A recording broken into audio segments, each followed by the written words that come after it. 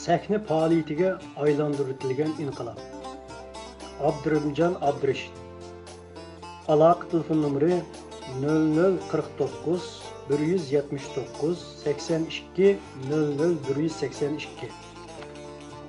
Sharq Turkiston Ozodlik nashriyoti 2017 yil. Sahne faoliyatiga aylantirilgan inqilob. Sharq Turkiston Ozodlik nashriyoti nashr qildi. Besib tarqatquchi o'rin Uyg'uriston Ozodlik tashkiloti tashviqot bo'limi. Kitap internasional, yani xalqaro nomeri ISBN nomeri 978 605 2375 3003. 2017 yili 6 ayning 4 kuni Myunxen 1 nashri. Korrektor ve muqavil aylıgıcı Kurash Abdurahim. Mundarica. Kirish so'z. Muqaddima. 1 bab. Mustaqillik orzu umidlarining O'rta Osiyoga bog'lanish jarayoni. 2 bab. Mustaqillik orzu umidlarining O'rta Osiyoda ko'pikka aylanish jarayoni. 3 bab. Yevropa ve G'arb davlatlarida Uyg'urlarning ko'payishiga sabab bo'lgan ichki va tashqi omillar. 4 bab. Yevropada ichki raqobatning boshlanishi. 5 bab. Mustaqillik armonlarining Germaniyada umidsizlikka petishi. 6 bab. Mustaqillik arzu armonlarining Amerikaga yuzlanishi. 7 bab. Mustaqillik talablarini yer ichiga yushirish plani.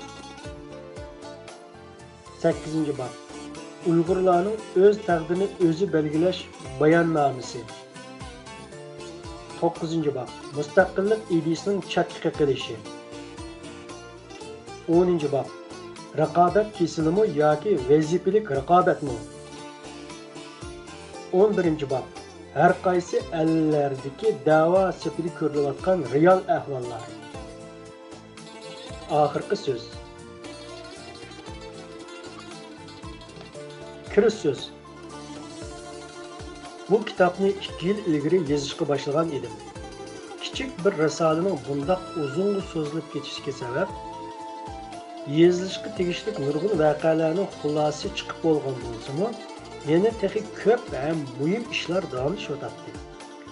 Bütün natijasi chiqib bo'lgan bir turkum ishlarimiz ustida fikrlarimni xotirlagach, davomlashayotgan ba'zi bir mujmal ishlarning oxirgi chiqishini kutib turayotgan kunlarda bir yaqin og'ayni ishdan sirtqi bo'sh chog'laringizda nimalarni qilyapsiz deb so'rab qoldi. Kitob yozishga tamshilayotganligimni aytdim. Qanday kitob? Dini temada yazamsiz yoki adabiy janrmi? Uning savoli so'g'uq ham yiqimsiz tuyulib ketdi. Telefonda so'zlashayotgan bo'lg'achqa, uning chiroyidan chaqchaq yoki qat'iylik ifodasini ko'rish imkoni yo'q edi. Shunga sal tengir qaproq, "Undaqmi emas, mundaqmi emas" dedim. Mujmal javob berdi. "Undaq deyilqidek xatolik-patolikning davom emas-ku" dedi u. Texmi so'g'uq talaffuzda. U og'inidan bundaq bir inkosni kutmaydi. Shunga ashu kitob to'g'riliq so'radim. Xatolik-patolikning sizga yoqmagan taraflari yo'qmi? Menga yoqish yoqmasligi boshqa gap, lekin u kitobdan nurg'un kishilar ranjib ekan. Yana shundaq bir temani yozib qolmasligingizni tavsiya qilmoqchi dedi u.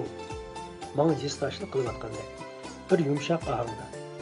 U kitobning kishilarga yoqmaydiganligini o'zimmi bilatdim. Hatto boshqalar xoin, Xitoyning jasusi, sotqin, qotil deb ismlari bilan atab shunchalik sharmanda qilayotgan ba'zilar ustida xoin emas, jasus, sotqin, qotil emas, o'zi bilmaydigan, qila olmaydigan va qilsa shunda xatolik qilib chiqadigan ishlarni qilib, faqat xatolik o'tkazdi va millatga ziyon soldi. Bundan keyin shundaq bir xatoliklar yuz bermaslik uchun ochiq saboq olishimiz lozim deb yozgan va shuni umid qilgan edim. Lekin u kitobni o'qib boqmay, hatto ko'ribmi boqmay yoki choli puchuq cho'qilabli biqlar quloqdan quloqqa yetkazib u o'zi hech nima qilmaydi. Ammo vatan millat uchun qo'lidan kelishicha ish qilganlarning, badal to'laganlarning yuragini yeydi deyishib, haqiqatdan o'zlarini chatga ilishdi. Ham qonliq badal to'lab erishgan siyosiy tajribalarni yakunlashga qarshi g'iybat orqali to'sqinlik qilishdi. U kitobni ko'ribmi baxmaganlar bakroq aynib ketishgan edi. Ma'vu og'inimizga shundoq bir g'ayri ta'sirdan xoli emasdek bilindi-da, so'rg'im keldi. Kishilarni ranjitgan shu kitobni o'qib boqdingizmi? Sizcha kishilarni ranjitgan shunchalik qabih so'z iboralar, to'kmatlar bormidi? Men kesib bir narsa deyolmayman. U kishilarning men o'qigan joylarida undaq bir mazmun ko'rmagan dedi. U alansirab ham duduqlab. Siz to'liq o'qib boqmaganmi? Dedim men sal ikkilanib. U yer bu yerdan aralab ko'z yugurtib chiqqandanga shu vaqtning qisliqidan dedi u. Rostni aytdi. Undaq bo'lsa e'tiroz bildirish haqqingiz yo'q ekan. Haq mundaq dedi deb qo'lingizdagi narsaga xato baho berish, ko'z oldingizdagi odamlardan izlangan qusurlarga ha-hu deyishib berish siz uchun normal ahvolmi? Dedimda yozayotgan kitobimning mazmunidan qisqacha so'zlab berishga boshladim. Bu kitobda 1992 yildan 2016 yilning oxirlarigacha vatan sirtidagi Uyg'ur tashkilotlari qanday yo'llarni besib o'tib, qaysi manzilga keldi? Vatanning mustaqilligi uchun kurash qilamiz degan g'oya, siyosiy maqsad, siyosiy plan bilan o'tirib chiqib, har tarafdan Germaniyaga markazlashib, cho'ng arzu-armonlar bilan Amerikaga bog'langandan keyin kishilar huquq va kundalik bog'langandan keyin kishilik huquq va kundalik huquq da'vosi qiladigan mustaqillikni tilga olmaydigan bo'lib qolganligi. Shuningdek, ba'zi tashkilotlarimiz din da'vosi qiladigan, ba'zi shaxslarimiz demokratiya da'vosi qiladigan yig'ib aytganda mustaqillik talab tafakkurlari to'zg'oqdek tuzib ketganligi qatorliq amaliy ahvollar yoziladi.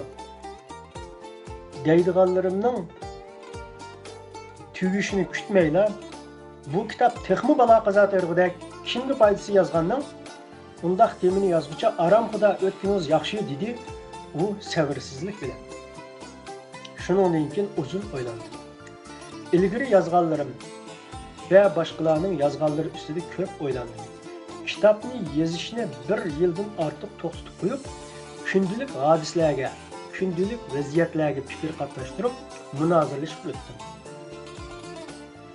Ammo u kitobda yozilmoqchi bo'lgani millatimiz ko'pchilik bilishga tegishli kishilar bo'lib, uningdan xabardor kishilar ko'p bo'lmaganda yezib ifodalaydiganlar yoki yozishga jur'at qilganlar yo'qdek ko'rinadi. Kitob yozish uchun to'plagan materiallarni tashlab o'tolmadim. Yozib bo'lgan bir qancha boblarni unutib ketolmadim.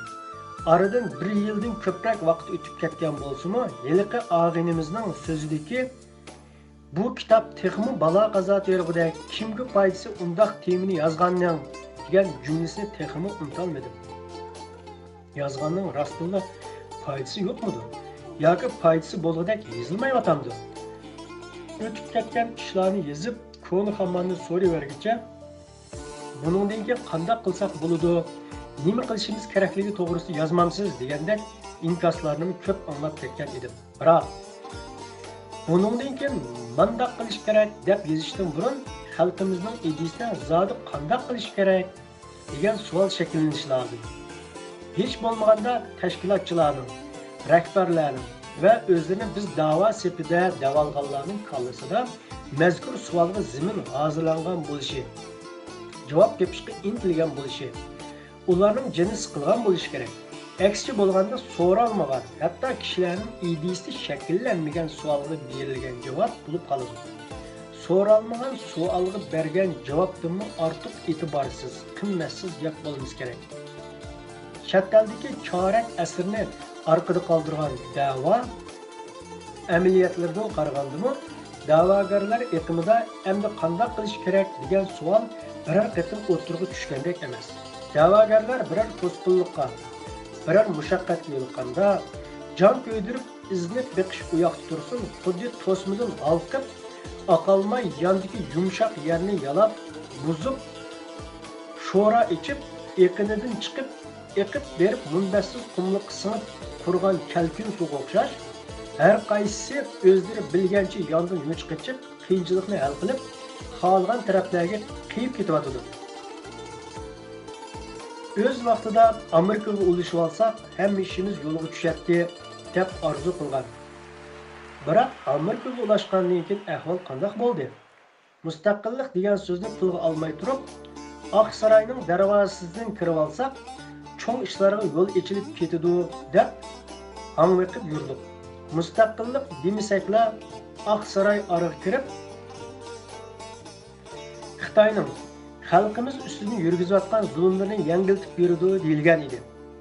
Shunga Sharqiy Turkistonning mustaqilligi uchun kurash qilamiz degan jumlaning o'rniga xalqimizning o'z taqdirini o'zi belgilash huquqi uchun kurash qilamiz degan jumla qabul qilindi. Keyinroq bu gap Xitoy bergan avtonomiyaning o'zida borkan, kishilik huquq deb turaydi deyishib, texmi tuvan baldoqqa tushibdi. Endilikda kishilik huquq normasining ichidagi eng kichik tarmoq bo'yicha saqal, burq, ro'mol, hijob, namoz, ro'zining davosini qiladigan holga keltirib qo'ydi. Vatanimizda ijro qilinayotgan Xitoy zulmini til bilan ifodalashga inson ojizlik qiladi.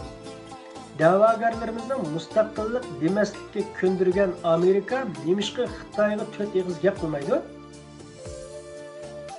Yoki o'z vaqtida Amerika Uyg'ur-Xitoy munosabatlariga aralashib, mustaqil Sharqiy Turkiston hukumatini qo'limizdan elib Xitoyga berib o'tganidek, oradan 60 yil o'tganda yana shu Amerika araga kirib, og'zimizdagi mustaqillikni tortib olib Xitoyga berib o'tdimi? Yoki buning boshqa bir ma'nosi bormi? Yuqoridagi savollarga javob topishimiz kerak edi. Bu kitobda bir qism masalalar xili tushunishlik yuritilsa-mu, lekin Amerikaning bizni qayoqlarga yetlab ketayotganligi to'g'risida farazga tayinishdan boshqa paketlik bir narsa o'tirib qo'yilmasligi aniq. Ammo ba'zi masalalarni yozib oshkorlab, xalqimizning samiga yetkazishga oz deganda yana 10 yil kutishga to'g'ri keladi. Chunki tarixiy qimmatga ega voqea hodisalar ustida paketlik bir xulosaga erishmay turib, farazga asosan yozish, farazga tayinib hukm chiqarish ko'pincha vaqtlarda boshqalarga uvol qilishga va to'kmatga elib boradi. Shuningdek, ish harakatlarining haqiqiy mohiyatidan xalqning xabardor bo'lishiga zo'r to'sqinlik paydo qiladi. Biz 10 yil avval turlarda Amerikaning oq va qora prezidenti to'g'risida keskin munozara qo'zg'agan edik. Aslida bizning yuritmoqchi bo'lganimiz oq ranglikdan qora ranglikdan iborat sifat masalasi bo'lmasdan, balki ular mansub bo'lgan Amerikaning ikki partiyasining qaysi Xitoyga qattiq qo'l, qaysining Uyg'urlarga va Uyg'uristonning mustaqilligiga foydali yoki ziyonli taraflari munozaraning yushurin va tub maqsadi edi. Mushu 10 yil ichida ularning nurg'un mohiyatlari bilinishga, shundaqla bizga qarong'i bo'lgan taraflari oydinlashishga boshladi. Yana bir ochiq amaliyot shuki, o'zimizcha Amerikani Xizr, payg'ambardek sehi, nashrvandek odil chaqlab olganligimiz edi. Mushu kitob orqali Amerika Uyg'ur munosabatlarini to'liq yuritishni tilolgan edim. Afsus, ba'zi masalada hodisalarning sirtqi ko'rinishiga asosan faraz qilishdan boshqa deb uchug'ini erishandim. Yana eng ichinishli bo'lgani shuki, Amerika hukumat doiralari bizning usulga dastayotamdi yoki hukumat bilan Uyg'urlarning orasida boshqa bir guruhlar padini to'g'rilab qo'yotamdi. Bu haqda aniq ma'lumotga erishish imkoniyati bo'lmadi. Faqat ba'zi bir Amerikalik xodimlarning Uyg'ur Xitoy masalasida tutgan yuchun pozitsiyasiga asosan xiran-shiran farazlarni o'tirib qo'yishdan boshqa masalani paketlik yuritib berolmadim. Kesib aytishga bo'ladiki, bu kitobda chet eldagi tashkiliy ishlarimizni saqlanayotgan tuzitishga tegishli, ammo tuzalmaydigan, da'vogarlarimizning kishilik xarakteri bilan chambarchas bog'lanib qolgan, shundaqda shaxsiy hayotining bir qismiga aylantirib o'tilgan bir qator masalalar pokitlik o'tirib qo'yiladi. Kitobni varaqlab beqib, alang-bulang ko'z yugurtibla ranjigili, gap to'shig'ili, aldirmay, to'liq ko'rib chiqsa, hozirgacha qorong'i bo'lib kelayotgan nurg'un ishlarni ko'rib olishga yordam tegadi. Shuningdek, chet eldagi chorak asrlik vatan da'vosi eqimlari buningdan keyinmi islohot yo'liga mangmay, davomli kelayotgan usulida mangsa, hozirgidan boshqa bir o'zgarish, yangilik, vatan millatga foydali vaziyatning barliq kelmaydiganligiga qarata bu kitobdan uchur ola oladi. Qisqasi bu kitob chet eldagi Uyg'ur mustaqillik harakatining 25 yillik o'tmishi bilan kelgusi o'ttirisiga tuz siziq ustidagi bir ko'rsatkich bo'la olishiga ishonaman. Abdurahimjon 2017 yili 5 oyning 25 kuni.